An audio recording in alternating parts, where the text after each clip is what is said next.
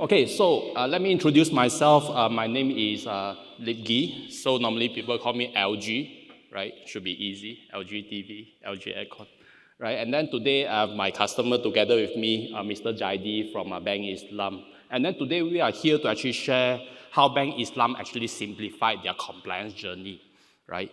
Whenever we talk about the keyword compliance, a lot of people think that, hey, compliance is all about security control, right? As long as I do all my security control and then I check all the box, then I'm compliant, right? But based on our experience working with some of our most regulated customers, right? Especially like bank, insurance, right? A lot of time the compliance is not only limiting to security control, right? Don't forget your posture in terms of how you can ensure, right, the high availability as well as the disaster recovery of your workload is also part of the compliance requirement, right? Do we have a right team in place, right, to actually manage the system, handle the incident management? Those are the requirements as part of the compliance control, right? Hence today, what we are going to talk about here is mainly this few agenda, right? First of all, we are going to talk about what cloud compliance and audit challenges are, right? And then secondly, we are going to actually go through some basic concept about what we mean by operating at cloud scale, right? And then thirdly, we are going to talk about how you can achieve compliance and assurance via multiple services as well as the mechanism offered by AWS, right? And then later, we are going to get Mr. Jaidi to share with us Bank Islam Malaysia compliance journey in the AWS cloud, okay? Cool. So whenever we talk about cloud compliance and audit challenges, right, I believe a lot of our customers here in the room, right, if you are working in a regulated industry, from time to time, the regulator will always come up with a new policy, right, and a bunch of requirements that you need to comply to. And then nowadays, the application and the workload, as well as the volume of the data that coming into your application, right, or your ecosystem, is no longer the one that is so small that is easily to manage, right? And then most of the time, if we look at how we actually perform audit in our on-prem context here is that probably every quarter, right, or every half yearly, your internal audit department will come to you and say that, hey, this is a checklist in an Excel spreadsheet, right? And then you get the time to prepare, right? And then 1 week, you make sure everything is checked. Then you schedule a meeting. Then you have a 2 hours, 3 hours meeting, and then everything checked and everyone happy, right? But in reality, are you really operating at the compliance state, right? Probably for the past 6 months before that audit day, probably things are getting a bit ugly, right? But no one knows, right? But when it comes to audit day, everything seems to be check. Okay, we are compliant, right? So that's the reality, right? And then there's definitely a different compliance as a security standards, right? And a lot of the time, when we talk to our customer, why it's so hard to actually achieve compliance on the cloud? Because due to the familiarity with the team, right? Of the team, right, with the cloud technology, right? So this is just some survey, right? 80% of the respondents saying that 60% of their time, right, they are still doing cloud compliance audit the old-fashioned manual way, meaning the IT audit or internal audit guy will come to you, this is our checklist, or this is our cybersecurity checklist, right? And then you need to manually check one by one, right? And then you start a lot of time, right, collecting evidence for your audit, right? And then you want to actually enhance your cloud compliance and the audit capability in the cloud native way. Is there any mechanism or services offered by AWS that can actually help you to achieve the compliance, right? So typically, this is some 3 common use case or 3 common asks from our customer, right? They want to automate the compliance management and manage the risk, right? They want to implement a continuous oversight, right? Just so that respective stakeholders can oversee the risk, right? And then they want to assess and independently gather evidence, right, for the assurance of a risk management, just so that they can actually prepare the report, right, and report back to the respective regulator, right, or even their internal stakeholders, right? Okay, so when you go to the cloud, the way you operate on-prem likely is not the same the way you operate in the cloud, right? Because a lot of mechanism, I think everyone understands here, right? The shared responsibility model, right, of AWS, right? There are certain things that now you are kind of like offload it to a CSP, right, like AWS, but there are obviously still a lot of a control that you need to actually put in place to stay compliant, right? And then if you are still continuously implement your previous mechanism or previous way of working, right, to actually achieve compliance, that will be a very difficult task, right? So the whole concept here is how you can actually operate at the cloud scale. When we talk about operate at the cloud scales, what it means here is that you need to actually put in place a bunch of all these foundational governance control, right? Instead of doing it in a piecemeal basis, you want to actually implement a standardized governance control just so that all the future workload that come to your AWS cloud environment, right, will be following the same standards, right? And then with that, then you can actually achieve agility via a bunch of all this automation, right? Previously, probably every quarter, right, or second Saturday of every month, someone will need to come to a data center and perform patching, right? But when you go to the cloud, there are obviously a bunch of all these new capability that can actually help you to stay compliant, right? Instead of doing the manual patching, now there is a system manager, patch manager that can help you to automate some stuff, right? That's what we mean here. So when you move to the cloud, you want to actually establish a set of a foundational governance control just so that you can actually achieve the fast and secure and then build at the cloud scale, okay? So typically, as I said, we always encourage our customer to set up a secure foundation, right? For governance and compliance, like just now, right? Some of our customers have shared with you there's a concept called AWS landing zone, right? There's always a foundational governance control that you want to put in place. Not only limiting to security control, things like, how I can map my existing backup policy, patching policy to the cloud context, right? Is there a way we can achieve that, right? That's what we mean by setting up the governance foundation, right? And then after that is either you do a migration or you build a new apps on the cloud, right? And then more importantly, when we talk about AWS cloud operations, you want to simplify the whole operation management, right? By integrating various capability to actually automate stuff, right? Okay, so why we want to actually do AWS cloud operation is mainly for us to actually break the silo of our legacy operation management tool, right? Very likely, previously, maybe you are relying on this tool to do backup, but is there a way for us to do it more natively, right? Previously, this is the way we do a bunch of all this security control. Is there a set of our AWS native tool that can help you to do that, right? Okay, and definitely we want to actually accelerate the whole cloud adoption and the modern application development, right? And the main objective here is instead of introducing all these blockers, right, or red tape, we want to actually unlock the speed and agility to meet, right, your team demand, right, developers demand. Okay. So in terms of how we can actually centralize our control, right? As I said, typically we will always encourage our customer to set up a foundation, right? Once you have the foundation, it's not enough, right? You want to gain visibility because remember, our key topic here is about compliance. Compliance is all about really doing the right thing and then collect the evidence, right? You want to gain the visibility, and then gaining the visibility is probably not enough, right? Okay, I know there's a problem, something happened, but I still want to actually solve the problem, right? So typically, you can actually take some proactive action, right? Meaning, whenever you see this particular alert, right, try to actually auto-remediate that. Things like, everyone knows that in AWS, we do have an audit logging capability called CloudTrail. If I'm a bad actor, the first thing before I get into the environment, I want to do something, what will I do? I switch off the logging, right? So what we mean here is that if you can actually put in a foundation capability, just so that whenever someone is trying to turn off or disable the audit logging, right, then it can automatically enable it back and send a notification. That's what we mean by visibility and proactive action. And definitely, there's also some reactive action, right? You need to have a bunch of all these run book, right? SOP, right? There are still something that we need to rely on the process as well as the people to fix, Not everything can be fixed by technology, right? Makes sense, right? Okay, cool. So in terms of compliance and assurance in AWS, right, we do have a service called AWS Config. So AWS Config is a AWS service that allows you to actually record all your resource changes, right?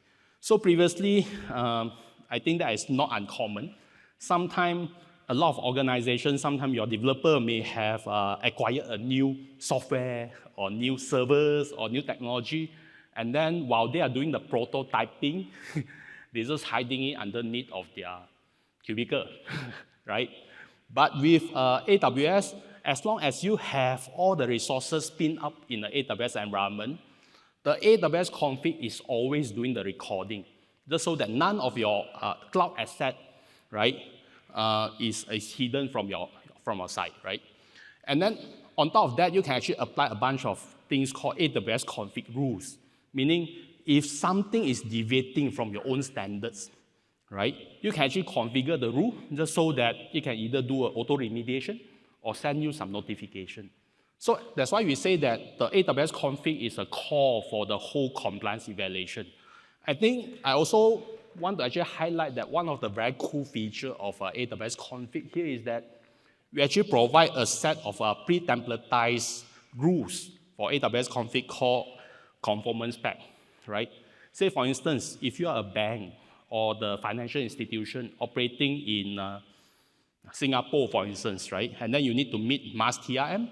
Then, based on the requirement in the MAS TRM, we have actually pre-mapped out a set of AWS config rules, right, that you can actually deploy out of the box. It's basically a bunch of all these best practices for you to actually kind of like gain this visibility, right, on what is happening within your AWS environment. Same thing goes to if you are operating in Malaysia, then we also have our central bank, right, called Bank Negara Malaysia. So we do have a BNM, Risk Management in Technology Conformance Pack that you can apply, right? And then do check it out from your AWS console. You can see a lot of all these best practices has been templatized, right, to help you in your compliance journey. Okay, so before I pass it on to Mr. Zaidi, I just want to say that, you know, in AWS, we do have a bunch of all these compliance and assurance services as well as a mechanism, right? Ranging from a set of toolkit that can help you to automate, right? Just so that you can manage the risk, right? To help you to monitor, just so that you can oversee the risk. And then there's also a service called AWS Audit Manager, right? Just so that it can continuously collect all the evidence and then give you a baseline report about, you know, if I'm trying to actually meet this particular compliance framework, right? You will continuously collect all the evidence and then put it in the report form, right?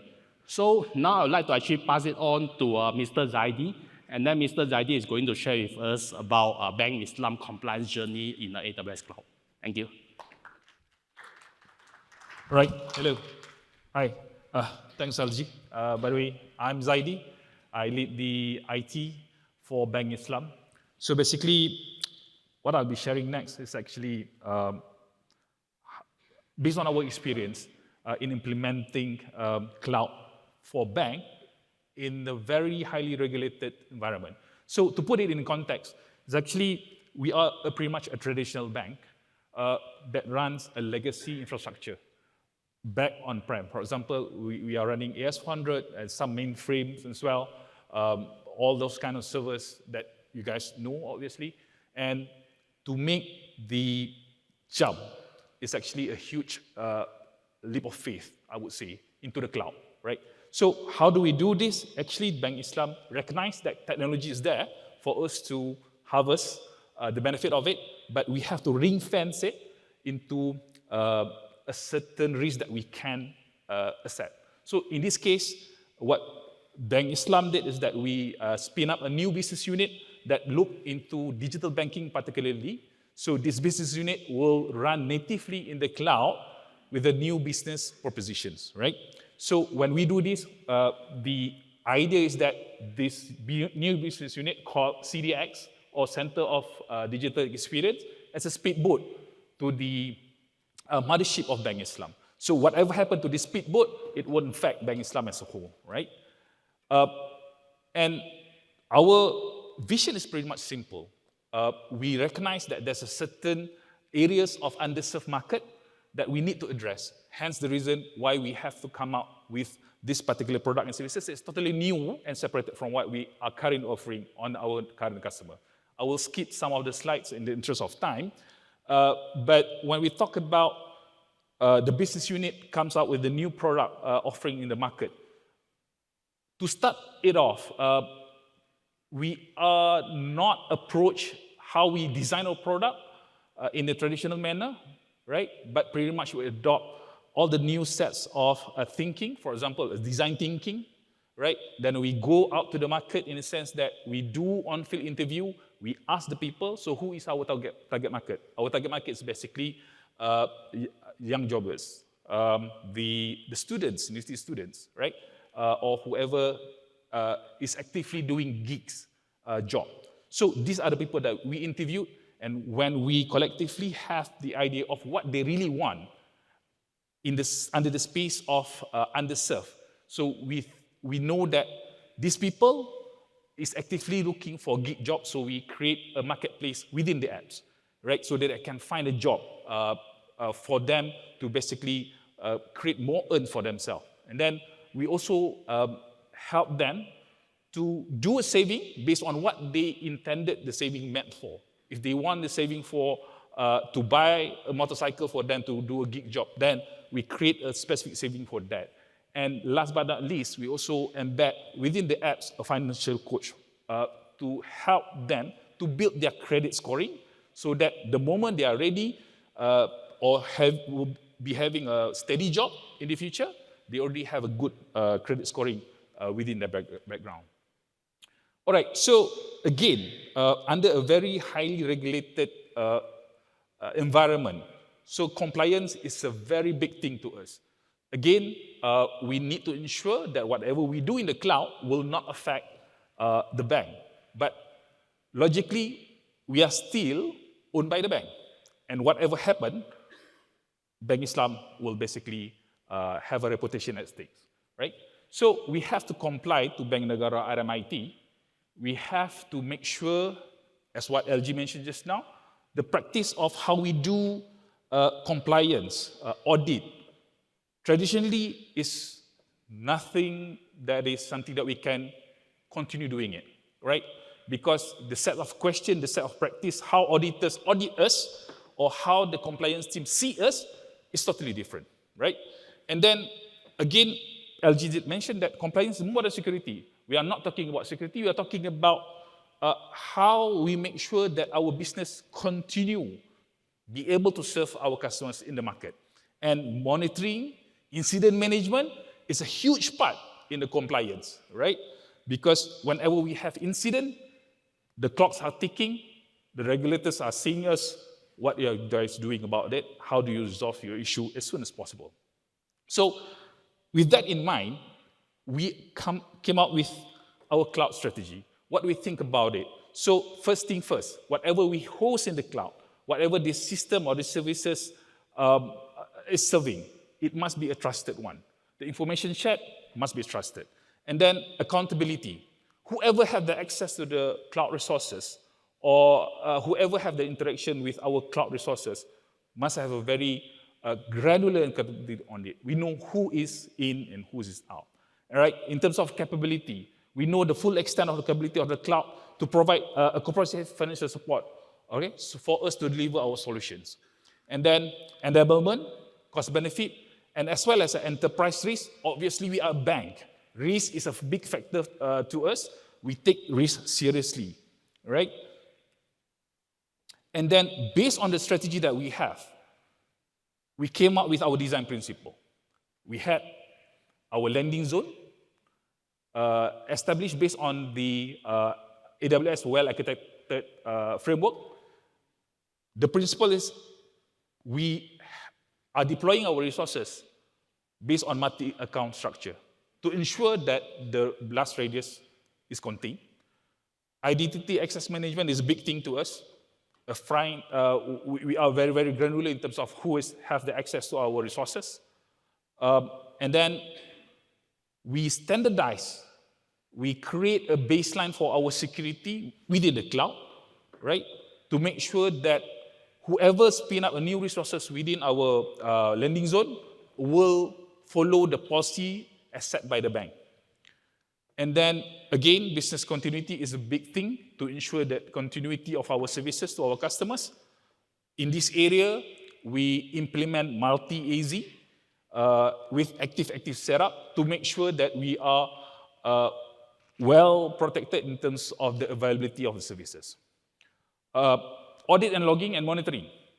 Again, people comes in, people goes out, people touch our resources, people spin up new resources, right? Bring down all the resources that they probably perhaps done with. All this is being recorded. We know everything, we log everything, and it's being monitored. And in compliance, we have to keep the record for 7 years. Last but not least, infrastructure as a code is important because the moment we have to spin the new resources in the new region, it's a matter of time. It's a matter of probably minutes for us to spin new resources in another region, right? And then when we talk about multi-account strategy, we started off with 14 accounts, and the number of accounts is growing because more and more workloads is being transferred into AWS at this moment. And then we control the security policy using the SCP of AWS, whereby we limit the account to operate with a specific region, right? Not going beyond what region that we define. We only allow a certain whitelisted subnets of AWS services to talk to each other. Obviously, we have a segmentation of our network, a macro segmentation, in fact. And then we make sure that the back actors, what LG mentioned just now, will not have the capability to turn off a certain control that we impose. So this is how we make sure, or this is how we answer the question of compliance, how we make sure the end-to-end review and control is in place. This is how we manage our data, right, to ensure that data that travels in the cloud and as well across the on-prem infrastructure is well secured, and how we enforce our cybersecurity policy that has been adopted by the bank. So the core account to house a common centralized component, shared services, core security, and as well log archive, all these are the important elements within our multi-account strategy. And identity access management is a big thing to us. This is basically the foundational things for us to protect our security within this cloud space, right? Obviously, we run on a public cloud. We have our own VPC. This is how best we protect ourselves. So we make sure that whoever have access to our resources is basically must go through the MFA whatnot, and those who have an access for root as a root user, we supply them with hardware MFA as well, right? And then we also have a break glass in case we have to use it on the just-in-time basis to make sure that we are covered. Audit and logging, again, we have everything's being logged. So what does it mean? In this case, our monitoring in terms of what comes in, what goes out, is continuously happening. And the best thing about it, we don't have to wait for our auditor to come in, do audit on a certain period of time, right? Not just like how these normal auditors comes in on a certain period or not. Because we are creating a specific user ID just for them to have the visibility to monitor and access to the resources themselves, to evaluate where we are, right? The kind of transparency that we provide to them is actually the kind of assurance and comfort that they have. And they know that, all right, we are not hiding anything, everything is there, you can see for yourself, right? So, when it comes to cybersecurity monitoring and remediation, this is just some of the services that reflected here. We have a lot more, obviously, but what is matter here is actually we have SOC to basically every single log being pumped to our SOC to monitor and alert our security team should there be any particular issue or cybersecurity incident is happening. All right, business continuity. We run on 3 AZs, right? And all is active, right? And to make sure that we don't have the complexity of managing how we manage EC2, we are running most of our workload, critical workload on AWS Fargate. And the cloud formation is actually give us the capability to spin off the infra into the new region immediately. And because this is part of our compliance requirement to do the business continuity, the practice that we had is that we have to undergo at least DR exercise twice a year, right? So our experience tells us the first DR exercise that we did is actually not easy, I would say. We had to do it 3 times in the sense that the first 2 was a failed DR exercise. The third time was successful. With the help of AWS, we are using their AWS FIS to basically inject fault into our setup to basically simulate how this multi-AZ will basically make sure that our services continue to serve our customers in the event of disaster. All right, to sum it up, we not only rely on AWS services, but also we are using third-party services, which is available in the AWS Marketplace, a tool named Horangi. So what Horangi does, as what LG mentioned just now, there's a conformant pack from AWS, which is native to AWS, which we also use it, but on top of that, we also pair with this Horangi solution that gives us a specific, again, towards RMIT, PCI DSS, right, CIS, to tell us where we are. And again, this particular dashboard, the access to these particular tools is actually extended to our second line and as well as third line of defense to make sure that they also in the loop and to show the transparency of what we have within our cloud configurations. Yeah, this is to summarize all the kind of services that we subscribe with AWS to make sure that we are comply. So in short, based on our experience, it's easier for us to take this approach so that we have a consolidated view of our security posture, right? And it helped us from the perspective of our cloud security operations. All right, in summary, this is what my group CEO said. Obviously, when we select AWS, one of the key reasons why, because we know that they provide the highest level of security to us in terms of the cybersecurity and as well as compliance, right? And at the same time, they allow us to basically keep on innovating, which I can agree most. I would like to invite LG.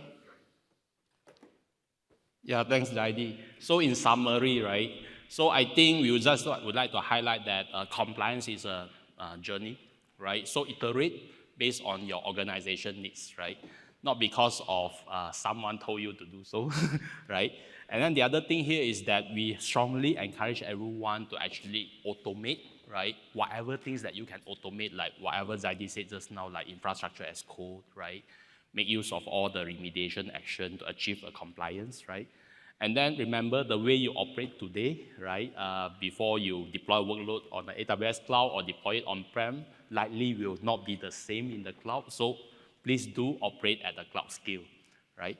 So thank you very much. And as usual, right, please visit our skill builder, right? And then there are a bunch of all these courses there, right? Just so that you can actually attend, right? And then attend the training at your own pace, right? To actually gain knowledge about all the cloud skill.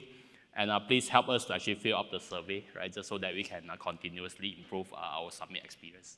Thank you very much. Thank you. Thanks, everyone.